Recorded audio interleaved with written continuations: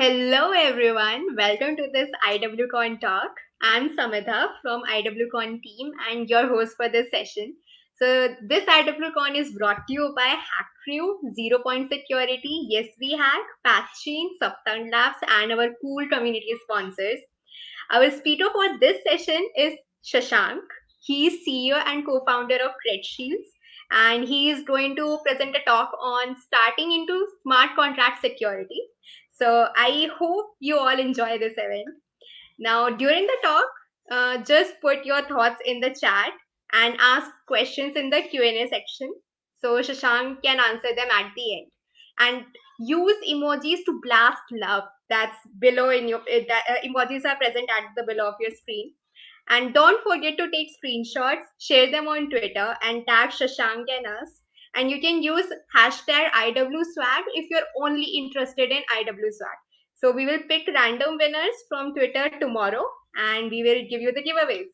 So without any further ado, let's get started.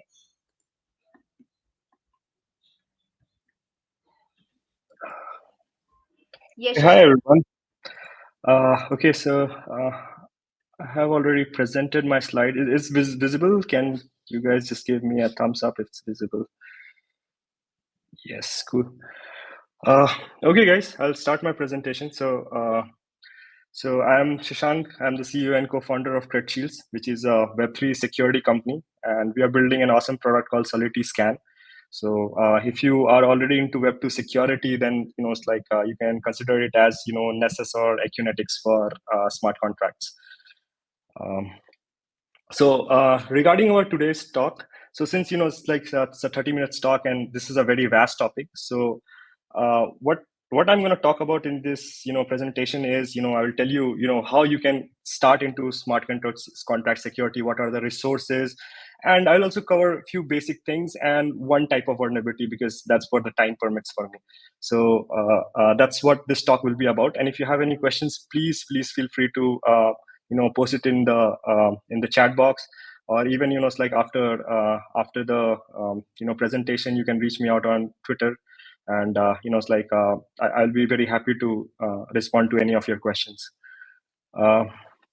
So this is my it's like background. I've been into security from past 10 years.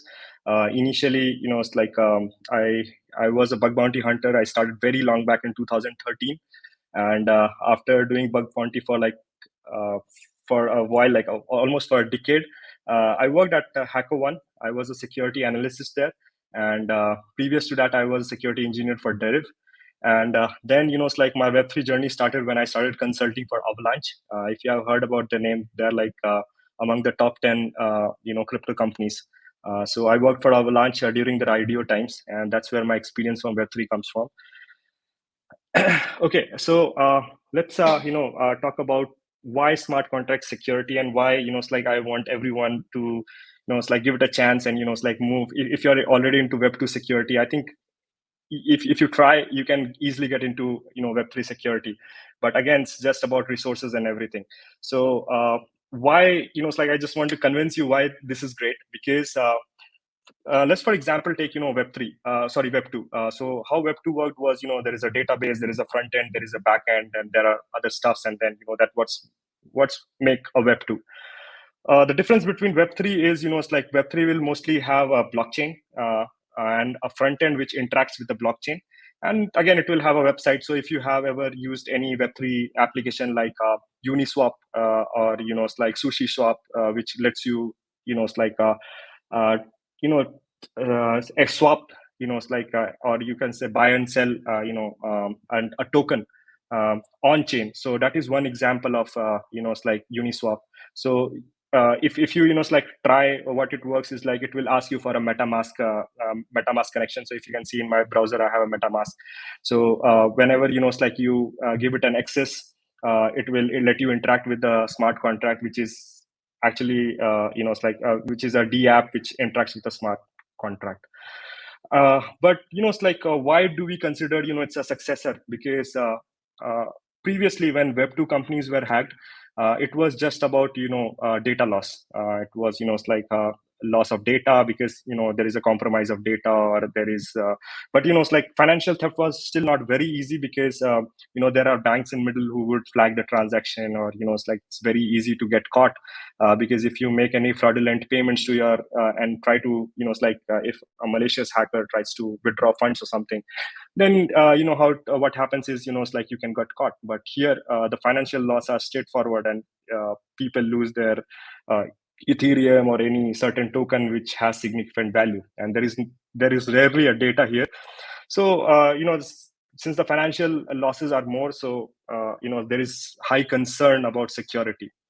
So third thing is like if you are very much interested into hacking, it's like there are always two things which makes you a very good hacker. One is it's like you are very addicted to challenges, like you want things to be challenging, and there is a little bit of percentage for it's like monetary it's like monetary advantages as well. So if I can give you just an example, it's like Immunify is just like a bug bounty platform, which is if you know about HackerOne. So Immunify is kind of HackerOne for Web3 companies. And if you check their rewards, it's insanely higher than Web2 companies. So for example, Wormhole pays you like $10 million for a critical bug. And I don't think any Web2 companies pays that. And if you see all the reward sections, it's like uh, I mean, it's like even an average company pays around 100K for a critical vulnerability, while it's like in Web2 companies, you'll see they'll pay you 5K or 10K USD. So it's like financially also it's very motivating to find bugs, and it's worth spending time. And but again, when you talk about smart contract security, it's a bit difficult. What I feel it's a bit difficult than general Web2 security, where you can just send payloads and sometimes you can get lucky, or it's like sometimes even if you don't understand things, you can just copy methods and find bugs. But here, you need to know a lot of things. Like you need to know about how it's like finance works. You need to know to read codes, and then you need to know to fuzz. So it's like there are a lot of beautiful concepts, and that's why this talk is about. So if it's like since I told you this presentation is more about helping you start, like at least start where to start from into Web3 security, this slide is more about that. So the best and the first foremost thing what I would suggest you to do is like learn Solidity programming.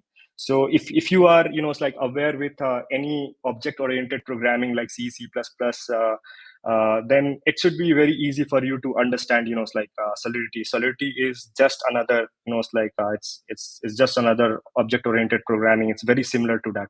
So when people come to me and ask like which is the best platform to learn Solidity, so what I suggest is like I suggest these two it's like websites, which is because as a security person, sometimes you don't like initially you don't need to be very in depth into programming. You need to know the overview how it works and what are it's like what are things are there inside in that programming language.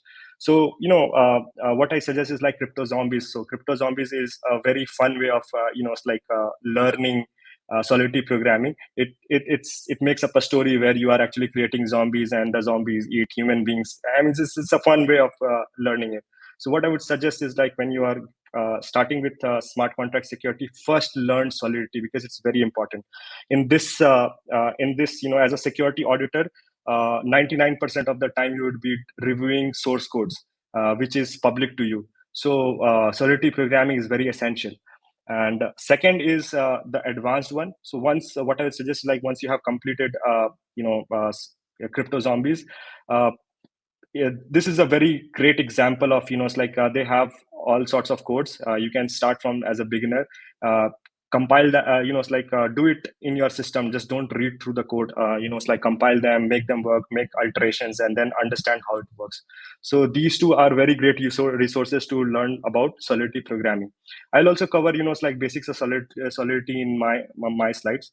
So again, as I said, it's very similar to Oops, but it has some additional it's like features which is for the smart contract programming. So I can give you a simple example.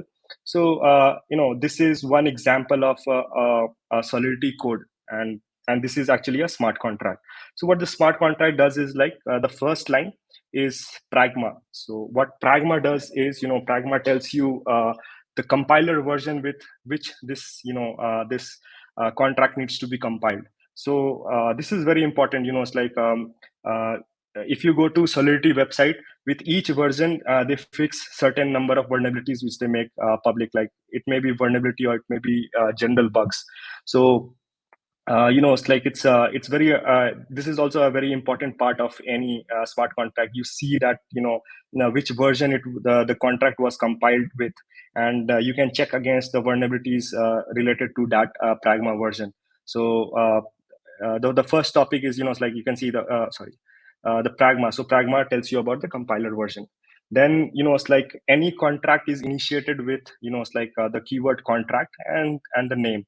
So if you have learned object-oriented programming, then contract is very similar to a class. So what you have classes in Java, it's very similar to that. So it's a class. It's kind of a class. So if when you are defining any contract, you call it as a contract and then name it. So this is contract CredShields.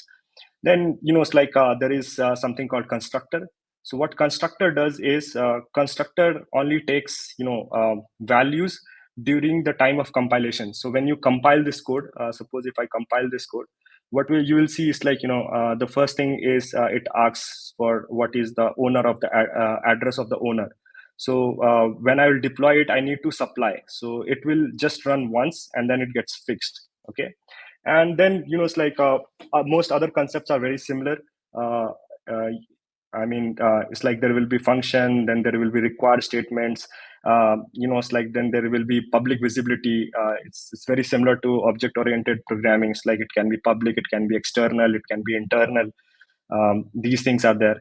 And then you can do general operations, you can return values. But there is something very interesting in Solidity, which I'll explain you now, but I'll show you a vulnerability in a smart contract using modifiers. So modifier is a concept in Solidity, which what it does is like when you define a modifier and when you call it. So how it works is like, notice this this interesting thing. So how it will work, like as a compiler, it's like whenever you run a contract, how it works is like when this function is called, since it has an it's like modifier only owner set. So what will happen is like before running this part of the code, what it will do is like first the modifier will execute. If this part executes to be true, then this basically this part tells that you can run the further code. Okay. So you can say modifier as it's like modifier is basically used for access control. If you have heard about access control in web 2, what it does is like it adds additional check that who can do it. So for example, this function, what it is doing is like when you call an update owner, it will check that the owner can only modify the new owner. So that's how access control works in Solidity. You use modifiers. There are other use cases of modifiers as well, but for this session we just it's like keep it as it's like an for access control. So it's like these are the then again it's like just like any other programming languages, it will have import features. Like you might have seen in Python, you import request or you import something. So it's like you can import modules. So OpenZeppelin writes lots of modules, which is just similar to what Node modules does. You don't have to write everything from a scratch. You can just import a module and then use its function. So here it's like we are importing safe math. What it does is like it helps us to easily do addition and subtraction using the imported module. So these are the basic features of Solidity. Let me just since I'm not checking the air meet, if there is any questions, or could you make it full screen? Okay, I wish I could make it full screen.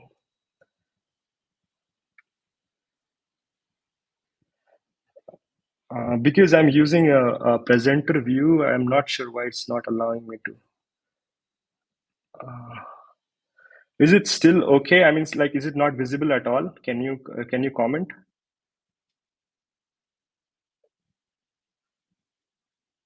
Yeah, it's okay. Cool. Thank you. Okay, as like I'll just like since we have a lot of time here, I just wanted to ask if anyone has any questions related to this, you can just throw in. Otherwise, I'll just continue. So uh, please check your QA. Okay. Yeah, I'll answer. Uh,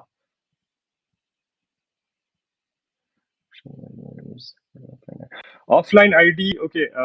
To be very honest, it's like that's a very good question. Even when we do an audit, when we are, doing things, we face a lot of problem. So there is no offline ID which I can suggest. Mostly they are command lines. It's like compilers like Hard Hat and it's like Ganache and Truffle. You can use them, but again, it's very hard to debug. I mean, that's one of the biggest problem right now with Web3. It's very hard to debug things. You have to you have to write your own test cases. I know it's like when you are going into it's like smart contract audits, what you will be doing a lot is you need to write your own test cases. So and that's how it's like you make so that's how you kind of debug in it's like smart contracts. uh, and any smart contract labs to learn, yeah, I will cover that later on. How to start? Okay. Smart contract. Okay, can you describe the process of creating things and how it is executed on a blockchain platform?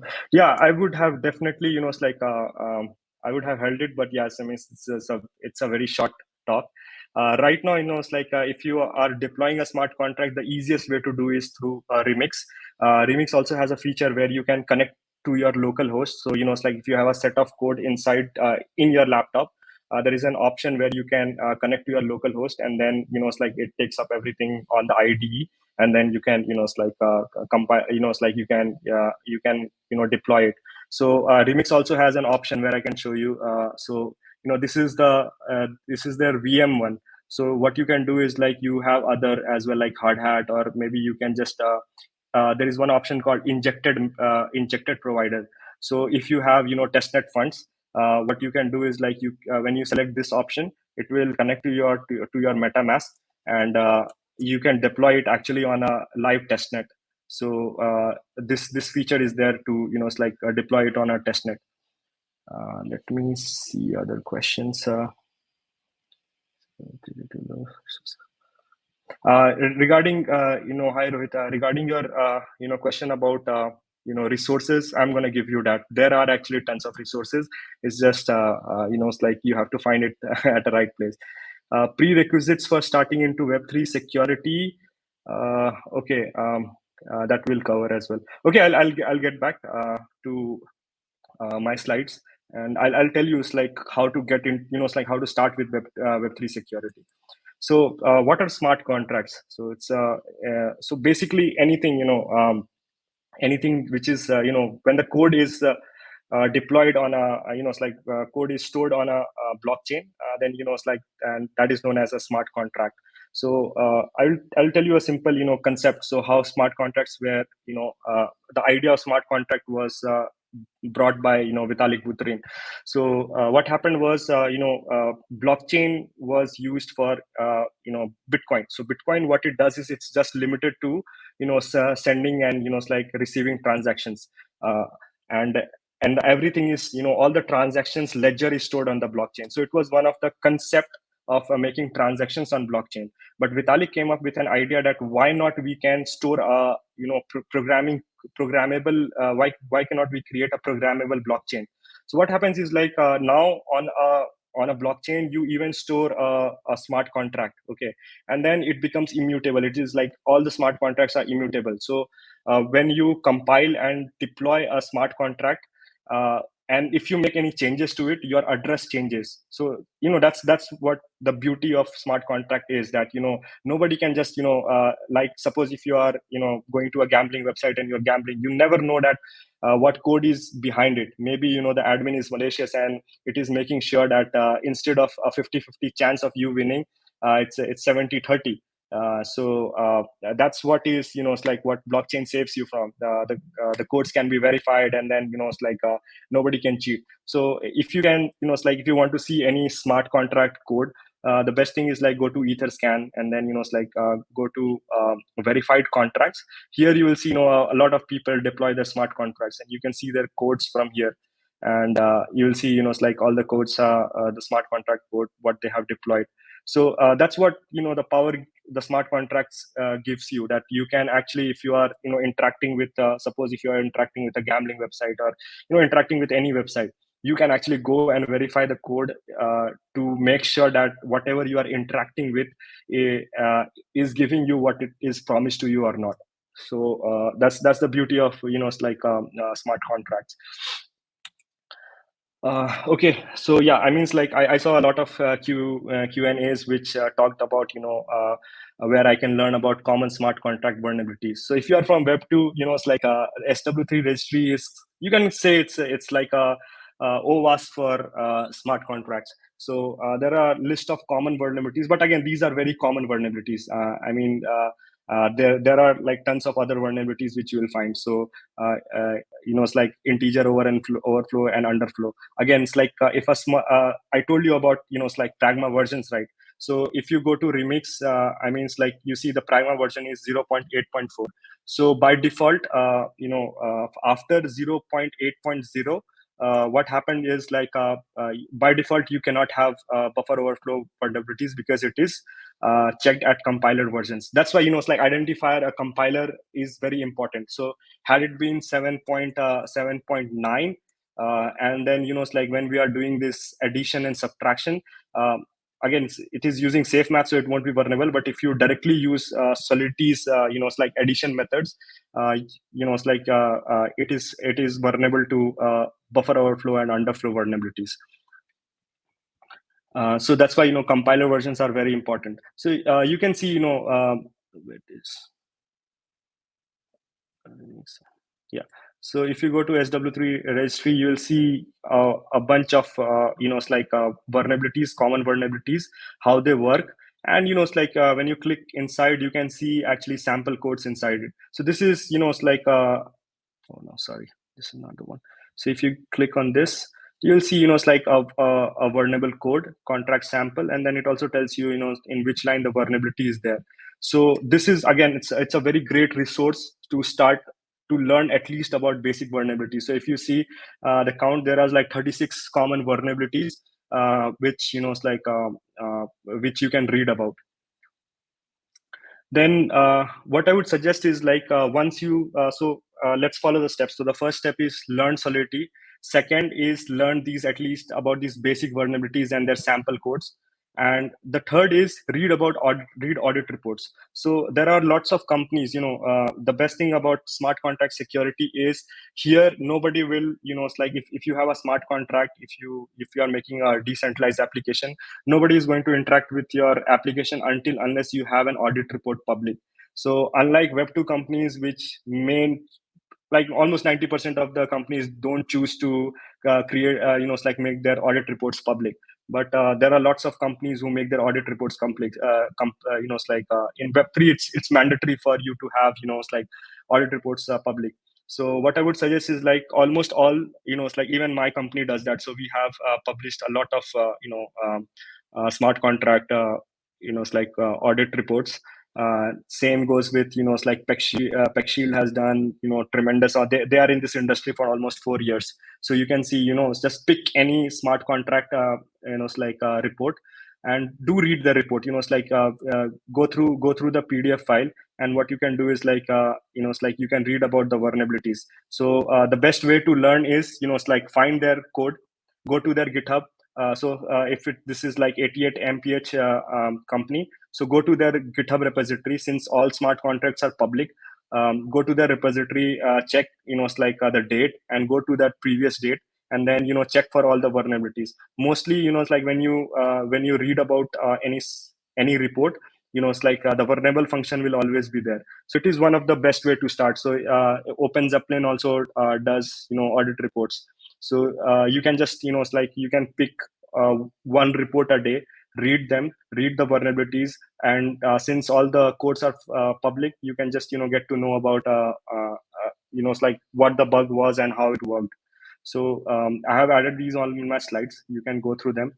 uh, the So after reading report, I would also suggest is read about blogs and hack analysis. So a lot of Web3 security companies will write about Web3 vulnerabilities. So mostly what happens is like when a hack happens, uh, even our research team, our security research team, what we do is like we try to go through the smart contract, we see the transactions, and then we try to reverse engineer the hack to understand how the hack happened, and then we publish it on our blog.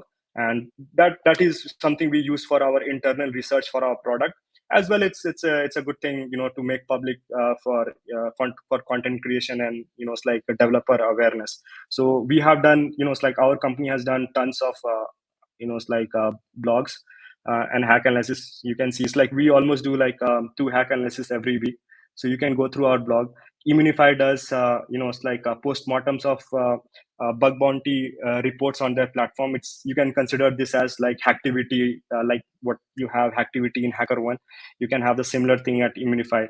uh, but what I would say is like Immunify bugs initially might go it's like out of your head. It happens. It happened to us as well, so don't worry about that. Try to read everything, and then it's like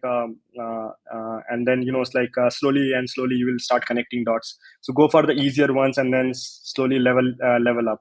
So Immunify blogs are really good for learning. We write very simple hack analysis so that it is understandable to general, it's like a general developer. It's very it's like we write in a very layman language. And then Blocksec does, it's another security, Web3 security company. Slowmist also does a lot of blog posts. So these are all in my slides. What I would suggest, like when you say about resources, there are actually tons of resources, and eventually Web3 will have more resources than Web2, because all of their bugs go public, all their audit reports go public. So eventually there will be more and more it's like resources. Even Hacken does a lot of it's like case studies about it's like smart contract vulnerabilities or blockchain vulnerabilities. So these are it's like blogs, it's like suggested blogs. And then comes about practice. So see, once you have done it's like once you have learned Solidity, once you have read blogs, once you have read hack analysis, once you have it's like read other security companies audit reports, it's very essential to it's like do practice. So when you talk about CTFs in smart contract, there is nothing better than it's like Ethernaut. So Ethernaut has like 26 challenges. Yeah, they have 26 challenges right now. So what we do is like at our company, whenever we onboard a security engineer, we make them, whenever we are training them, we make them play this entire game. So it's a very nice way to learn. It's like, and so in this it's like challenge, you have to you have to call a smart contract, and then read the code, find vulnerabilities in it, and it covers almost all the concept which you require. So and again, don't worry if you don't get it in the first time. So even when I was playing it, it's like I and my team were playing it almost like 1.5 years back, before starting the company, we could not solve a lot of challenges, and we had to it's like see the solution. So what I would suggest is like when you play the entire, take the help of it's like any external website I have given. So one of my teammate actually, he did the entire challenge 3 times almost. So he wrote the entire solution because he realized a lot of solutions were outdated, and the challenges were updated. So he wrote all the challenges, it's like a solution here. So you can take help of the solution for the first time. Second time, try to do it on your own. And even if you still get stuck, take help, because that's very normal. Even it's like second time you might end up being stuck. So because this is all a new concept. So Ethernaut is, everyone should do it. Like if you want to get into Web3 security, you should do it uh, at least 2 times, until unless you understand all the concepts. They cover almost all the topics of actual it's like smart contracts bugs and their exploitation, how you can exploit it. uh, Again, it's like apart from smart contracts, if you are interested in it's like DeFi related vulnerabilities, I forgot to add, but there is something called damn vulnerable DeFi. So it's again, it's like this is next level. I think after Ethernaut you can take this as challenge, because for this you have to write codes and exploit a contract. and you have to do it, it's like in your truffle, you have to locally, it's like write a it's like so there is a vulnerable contract. Then to exploit a vulnerable contract, you have to write a exploiting contract. So that contract runs, it interacts with the other contracts, and then it's like the hack happens, and then you will it's like beautifully understand how the entire smart contract hacking works. Okay, so next is about security vulnerability, but before that, I'll just go through and check. Do we need to have Web 2 knowledge to jump into Web 3? See, it's Web 2 knowledge.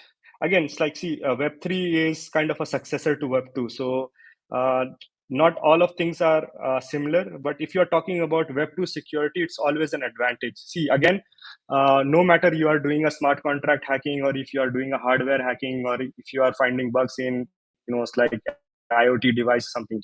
Uh, it's like how when you go to college, how your college trains you to be a developer is, they don't just give you questions, they give you questions so that you can learn how to apply logic. So that's the reason behind, they teach you, they give you 10 different problems. So the idea is to help you learn how to apply logic while writing a smart contract.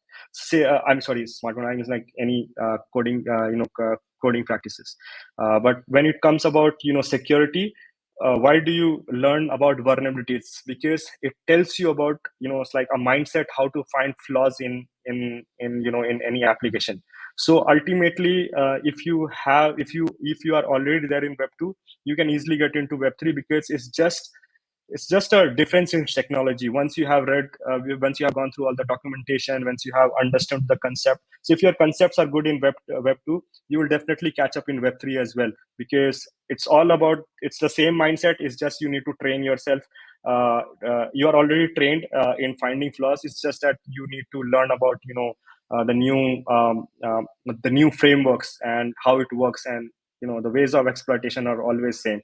And the best part is, in Web 3, uh, most of the security vulnerabilities, the critical vulnerabilities, happens in business logic, and it's not about it's like the general bugs. The general bugs may be already finished during an audit. Like any company who goes through an audit, they won't leave any it's like general vulnerability.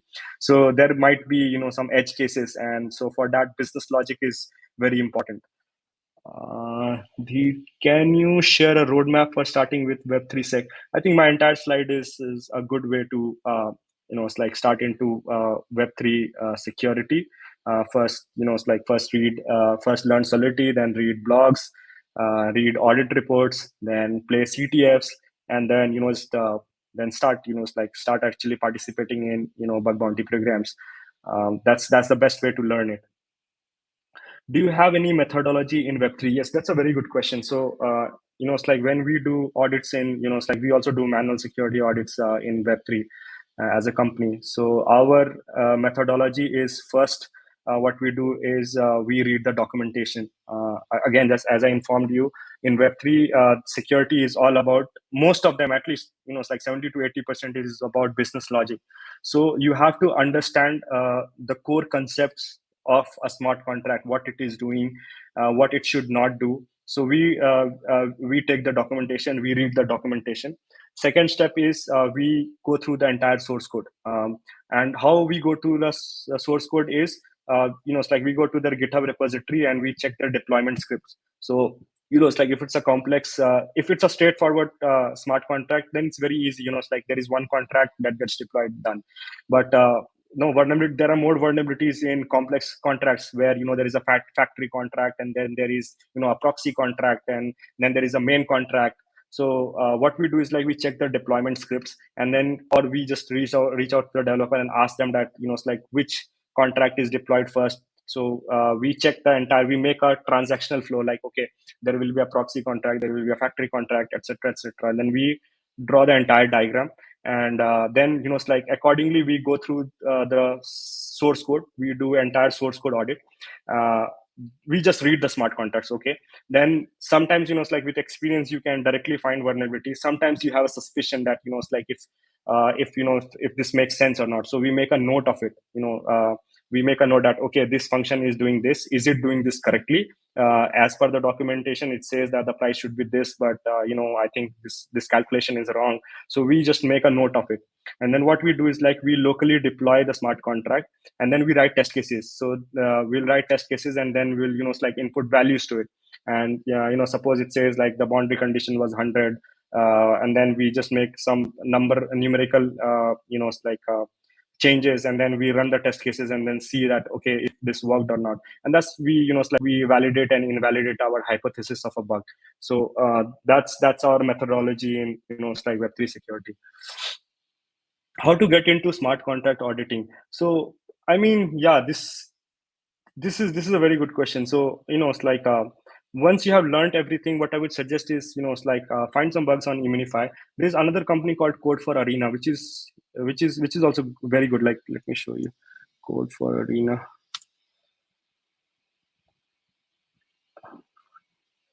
What is their website? Yeah.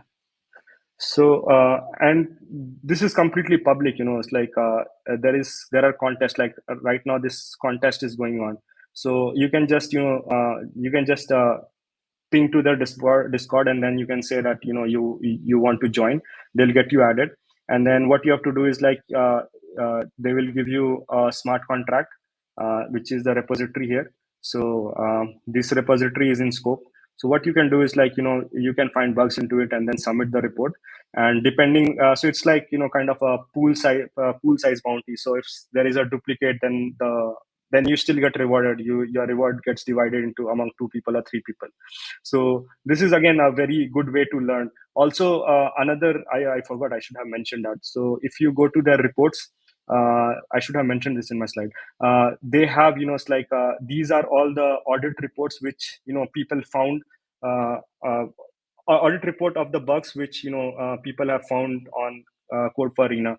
So you can just pick any contest report, and then you can read about all the vulnerabilities. And the best part is like here you will read about all types of vulnerabilities, including high, medium, low, gas optimization, everything. So it's like you can just and the best part is it's like you have the repository access, so you can compare it's like what happened, why this vulnerability was reported, and what was the bug. So it's very easy to understand. I'll edit my slide and add as this as well. So try participating in that.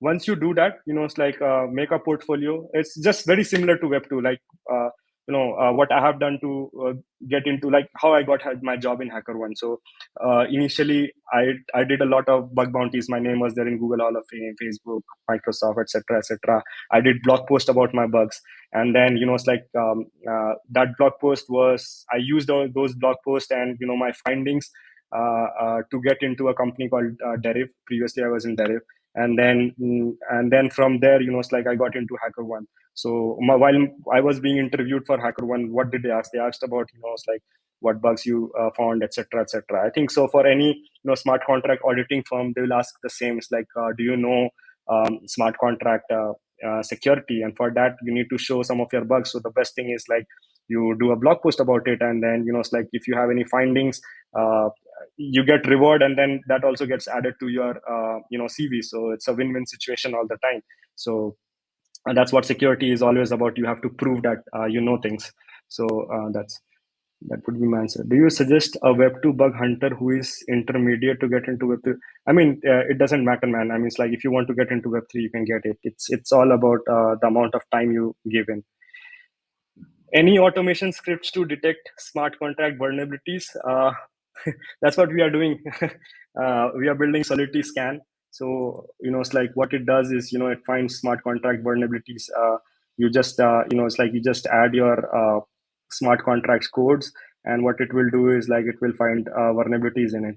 So that's what we are doing. It's like we find vulnerabilities in an automated manner.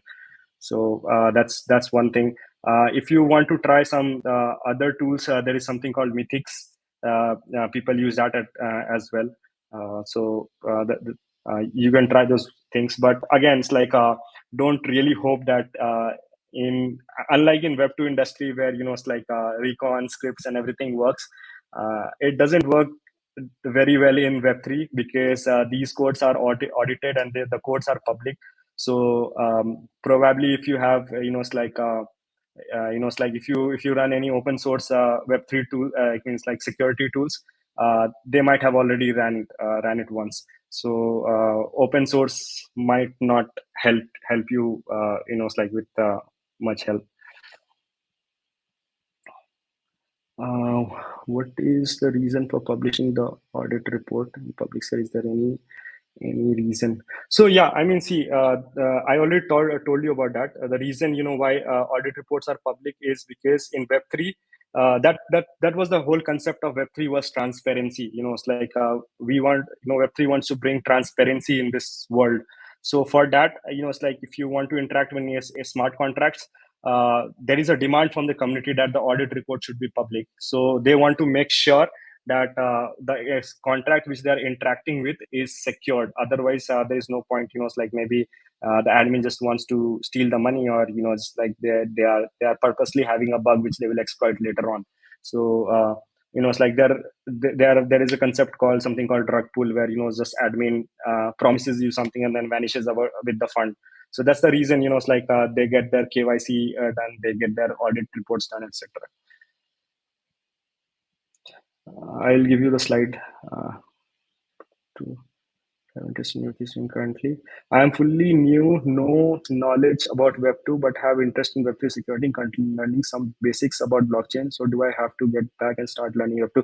No, it's not required, man. I mean, it's like if you are getting into Web3 security, the best thing is like learn about blockchain, how it works, read the Ethereum white paper, learn Solidity programming, and read about blogs and everything, and then you are good to go. I mean, it's like nothing is required. Okay, I'll go back to slides. So it's like I'll just cover one of the vulnerability which is quite common in smart contract security, and the reason I chose this is because it's very easy to explain. So I mean, it's like I want all the uh, it's like even if you are a pro in Web2 security or even Web3 security, or even if you are beginner in Web2 security or Web3 security, this is something that will that you will understand. So remember, it's like I told about function modifiers. Okay, so how modifier works is like I will quickly run through it. So when you are, it's like when you are calling an update owner function, it checks if the owner, it's like if the owner is making that call of update owner. So if it's not there, it's like if it's not the owner's address, then definitely, it's like the function will fail, and someone cannot just update the owner. So there was recently one vulnerability which our tool was detecting. It was about the Shadowfi hack. So one of our existing clients, reached us out that their friend at Shadowfi informed that they got hacked. So how we did was like we got the hacker's transaction, and then we noticed a pattern here, right? And so we saw that a huge amount of Shadowfi token was sent to a null address. There is one concept here which I'd like to explain. So in Ethereum or Binance chain or anything, there is something called a null address which will look like this. It will start from, it's like it will be a lot of zeros. So a null address or a zero address is where, it's like which is not that address is not held by anyone. I mean, it's like nobody has the private keys, nobody has access to this wallet address. So this is basically used for burning tokens. There is a concept of burning tokens in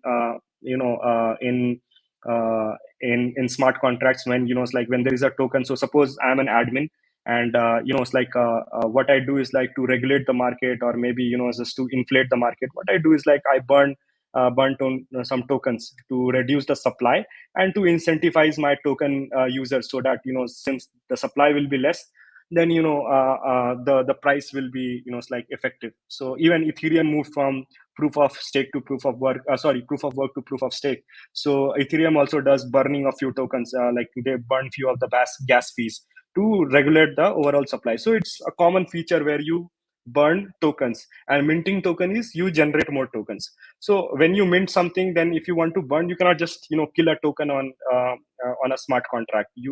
What you do is like you send it to a zero address. That is kind of a proof of showing that, it's like you burnt some tokens. So for example, it's like I created a token, and I promised my community that, after an year, whatever profit we make, what we'll do is like to we'll burn it so that total supply gets reduced, and that will help to create a demand, and then the price will rise. So that's one of the use. So what I do is like I send it to a zero address. That's a common proof people use to say, it's like a token is burned. So we noticed this, and then it's like we quickly ran our scanner, and then we realized this. um, uh, so at line number 962, let's check. This is the contract, and at line number 962, line number 962, yes. So you see, it's like there is a burn function. So what it is doing is like it is transferring from to zero address. But if you notice something, it's like they did import only owner here, only owner here, airdrop, set allow address. They did only owner everywhere. But what they forgot was they didn't add an only owner here. So what happens is like, since there is no check of a modifier here, this function can be called by anyone. So any user, anyone with any address can call this function. So let me explain you how the hacker exploited it.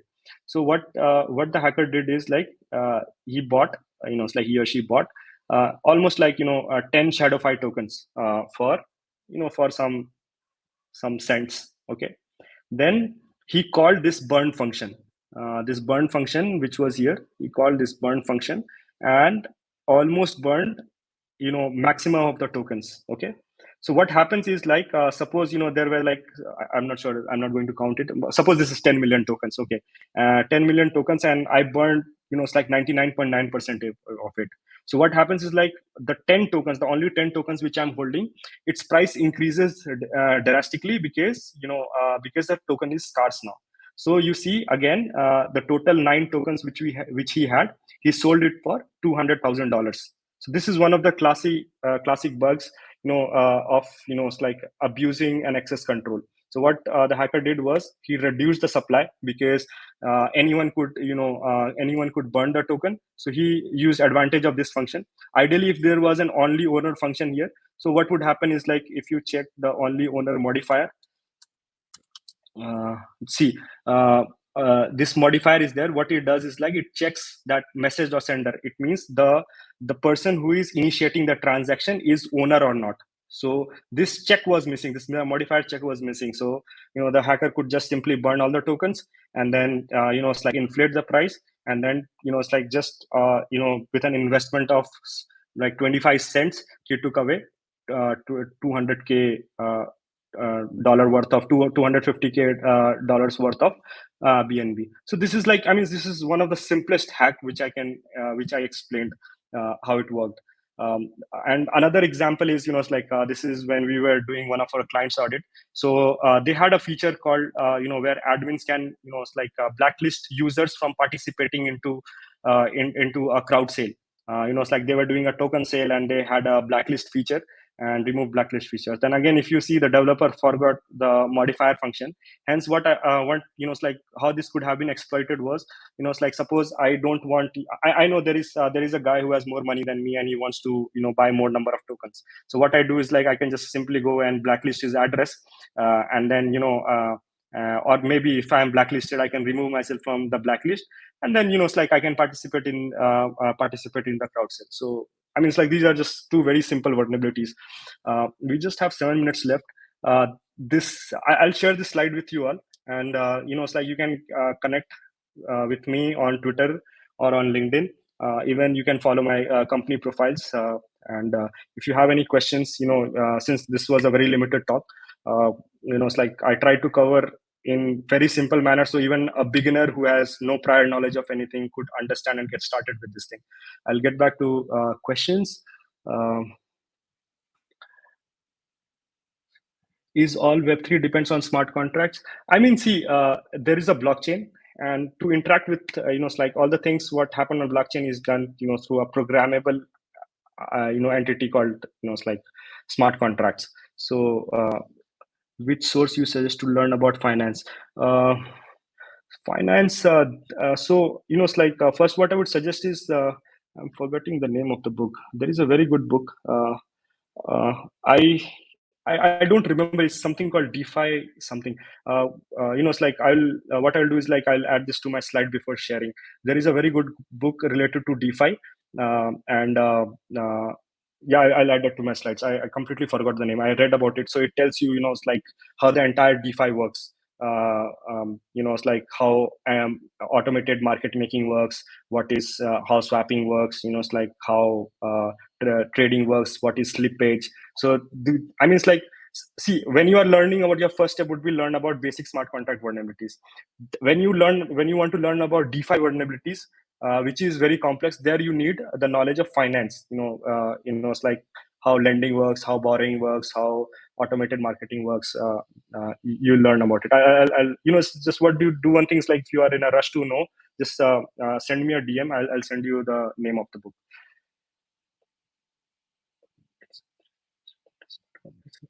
Use this slide, Rohit. I think that should DeFi in the future.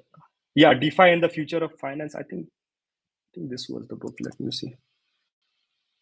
No, no, I haven't read this book. I have read something else. It's DeFi Advanced something. So in that book, it actually explains, it's like how Aave works, how Compound works, how Uniswap works, how Curve Finance works, and it's like how they started and what algorithms they are using, and what finance logic they are using. So that's a very good book. I haven't read this. I'll definitely try this out.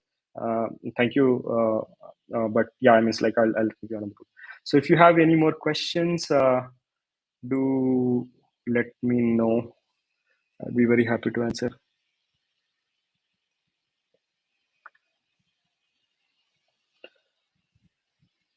And if any question I have missed, you can just post it again because I scrolled very fast, so maybe I have missed something.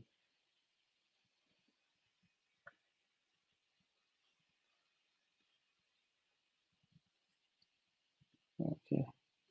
Any opening in your startup? We are full right now, but maybe it's like after next round of investment, we raise our next round. We'll definitely open. So we what we have a plan as well is, like, we realized, it's like there is a very scarcity of very high scarcity of DeFi. I mean, it's like smart contract auditors in the world. So what we have started doing is, like, we started this in a very controlled manner. So it's like we trained few people who later on who are working with our company right now. We trained them into security, smart contract security, and I think we'll be doing that in next year most probably, with, it's like a public opening, that wherever, it's like we'll start a community or something where we can help you learn smart contract security, and then if you are interested, then you can join our company. Is it hard to move into Web 2 to Web 3? Uh, I mean, that completely depends upon you. I mean, to be honest, yes, Web 3 is a bit hard. It's not that easy, because you need to know a lot of things here. And there is, yeah, I agree, there is a scarcity of materials. And again, it's like the entire concept of blockchain and smart contract is still very, and it's not very mature right now. A lot of changes are happening. So I mean, that's the best part. It's like if you do something which is tough, or, it's like if nobody else is doing, that's where, it's like you create your demand in the market. So that's the beauty of it. Like if everybody is doing that, that then then it has lesser value. That's how demand and supply works. Which tools and techniques do you use during the process of bug hunting? I use the same technique, man. I just like sometimes, it's like I even have a critical in code for Arena. I did it a couple of times. So what I do is the same thing. It's like I check the deployment scripts. I read through the source code, and then, it's like once I'm done with that, I deploy it locally, and then I write scripts to play with the application and then find logical flaws, and then that's how it works. Zion Linux distro mandatory in Web3 security. Uh, I've heard about Zion. I think it was built by Halborn. So I haven't honestly used it, but it's so I mean, it's like I haven't used it because my local setup works for me. But do give it a try. Maybe they have some set of tools which might make it easy for you. I haven't honestly tried it. do I need to learn development Web3? If you do that, that is really going to help you. It's just 1 minute remaining. If you have final questions, do let me know. Okay, there is one more question. Do you use Remix to exploit, or you use another platform? See, for very simple smart contracts, I do Remix. I still use Remix, but I prefer local deployments. It's like I use Truffle and Ganache, or maybe use Hard Hat. So it completely depends. What I prefer is like the deployment scripts what the company has written. I just use that because I don't have to write everything on my own. Initially, you don't have to be a master in Solidity programming. It's like just do the basics and eventually learn it, because you need to balance between learning security and source programming. Okay, guys. It's like I think the time is up. Thank you, everyone. I hope you really like the session, and mm, and if you have any honest feedback, you can send it me over Twitter. If you didn't like the session, then also you can say that. So I'm all good. I'm always looking to improve. Yeah, thank you so much, Shashank, for this amazing session and for taking Q&As. I think everybody loved this session, and we hope you all the best. So everyone, you can now hop on to the other session. It is done by Ehsan. So you can just hop on there, and you can also take screenshots and tag us on Twitter. Tag Shashank and let us know that how you liked it. You can also put hashtag IWSwag if you want, if you're only interested in swags. So we will pick winners from Twitter tomorrow and give you your giveaways. So thank you everyone, and let's jump into the other session. Thank you. Thank you so much.